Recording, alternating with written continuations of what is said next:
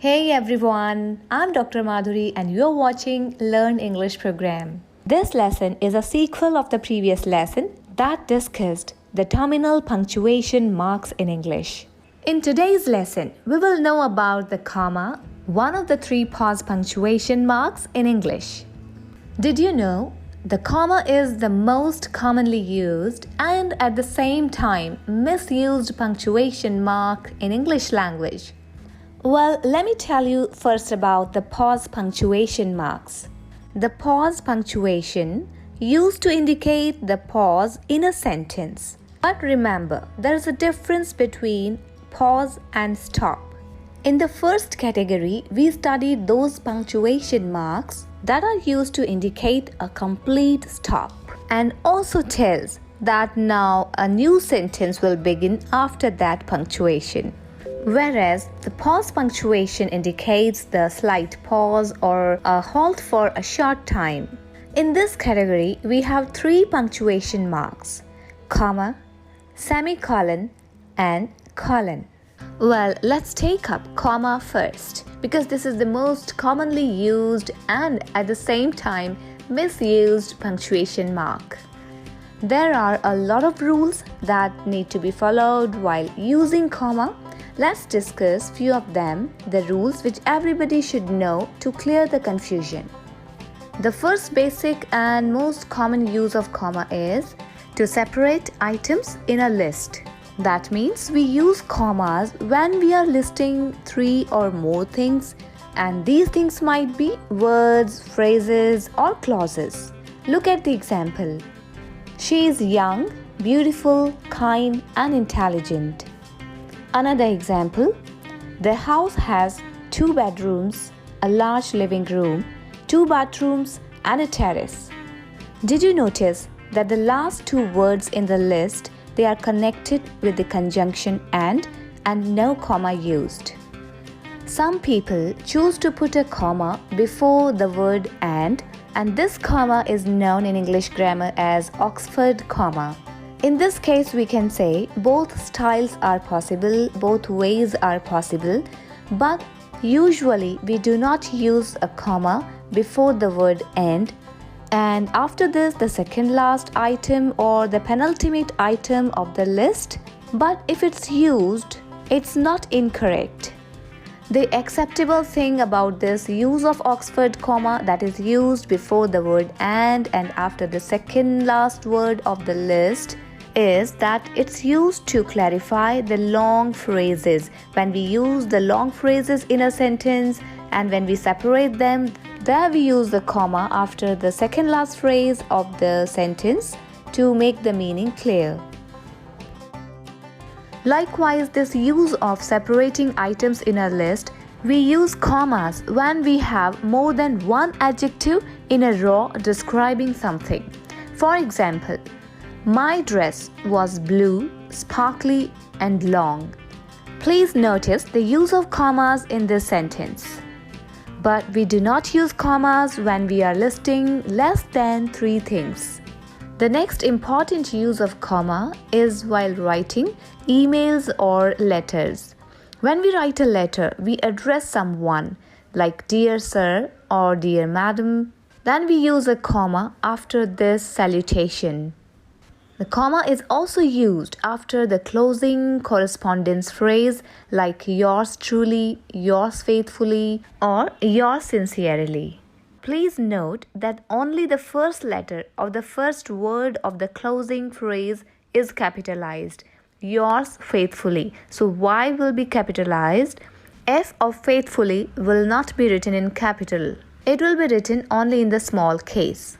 The same way, yours truly, Y will be written in capital and rest of the letters will be written in small case. But don't forget to use comma after these phrases. The next use of comma is a bit complicated, but I will try to make it simple for you. But please listen carefully.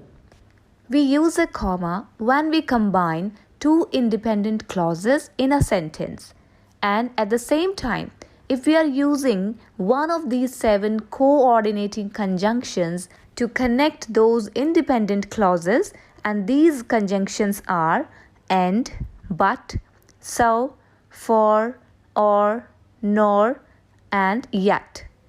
Well, let's understand it with an example. I hope you know what are clauses and what is a dependent clause and what's an independent clause. If not, then let me tell you first this thing.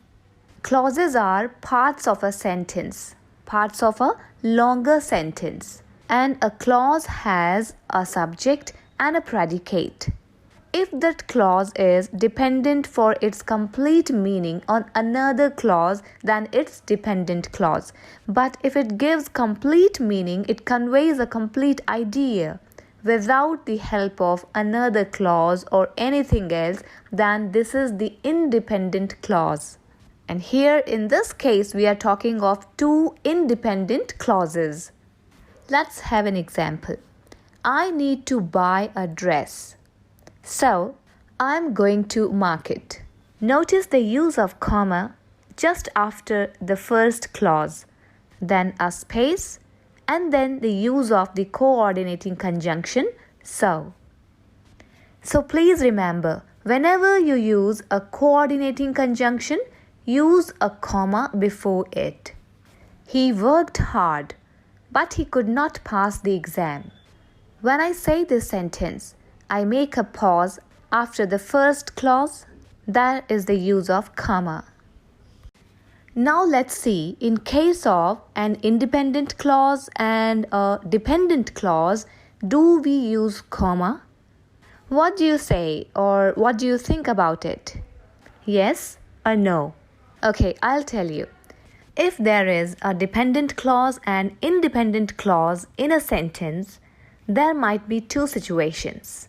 First situation is the dependent clause comes first and it's followed by the independent clause.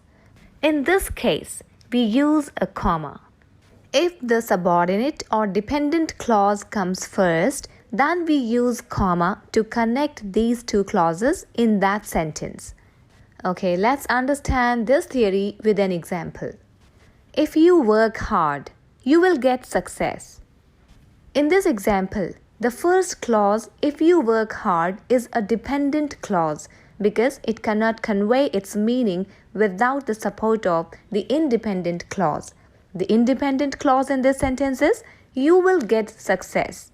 It's complete in itself, so it's independent. So in this sentence, we have the sequence of these clauses, first the dependent clause and then the independent clause. That's why there is the use of comma to connect these two clauses. I hope you must have got the point.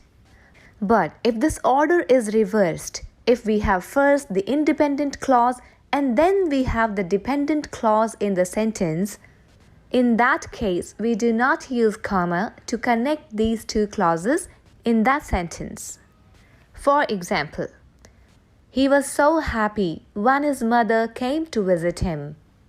In this sentence, we will not use a comma to connect these two clauses because the first clause, he was so happy, is the independent clause, and the second, when his mother came to visit him, it's dependent clause.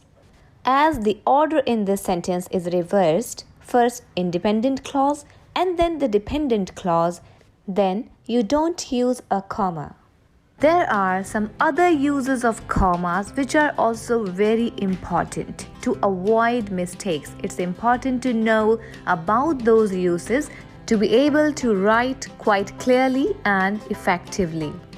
Now let's move further and just check what is the rule for applying or putting a comma in the sentences that have a special kind of subordinate clauses, the relative clause or the adjective clause. Now first understand what is a relative clause.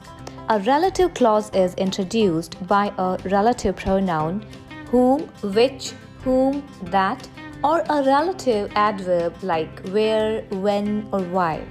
There are two types of relative clauses: defining or essential clauses, or non-defining or non-essential clauses.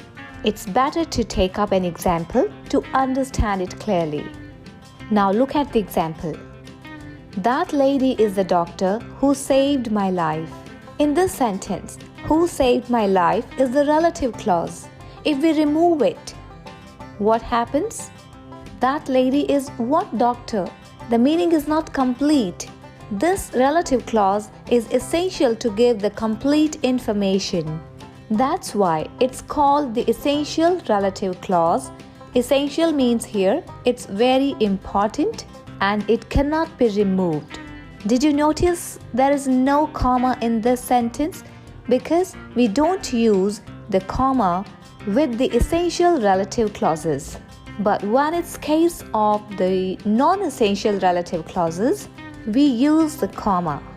She lives in New York, which she likes. Here in this sentence, which she likes is the relative clause and it's not essential. If we remove it, even after that, the meaning is clear and it's just an additional information. So, when the relative clause is giving an extra information, it's non-defining relative clause, it's non-essential relative clause, we use comma with this. Let's take up one more example. In that sentence, we have this relative clause in the middle of the sentence. For example, his wife, who lives in Delhi, is a wildlife photographer. In this sentence, who lives in Delhi is a non-essential relative clause. So we will use commas. We will use two commas. First at the beginning of that relative clause and second where this relative clause ends. So his wife, comma, who lives in Delhi, comma, is a wildlife photographer. Dear students, if we don't use comma in the same sentence, the meaning of this sentence would change. Wanna know how? Okay, if we don't use comma in this sentence, that means the person has more than one wife and we are talking of the wife who lives in Delhi.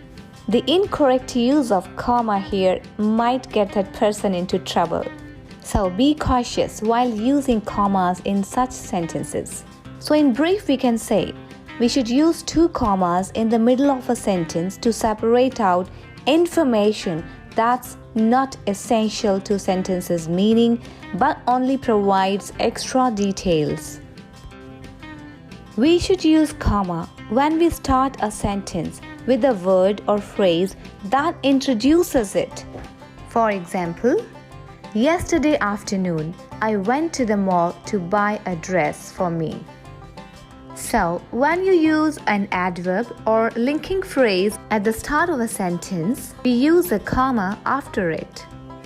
As in the example that has been just given, yesterday afternoon is the adverb and we put a comma after it. Eventually, this led to the finalization of the things. Notice the use of comma after the word eventually. And finally, we use commas when we simply need a pause in a sentence. For example, well, I don't like dances, but I guess I will go to the party.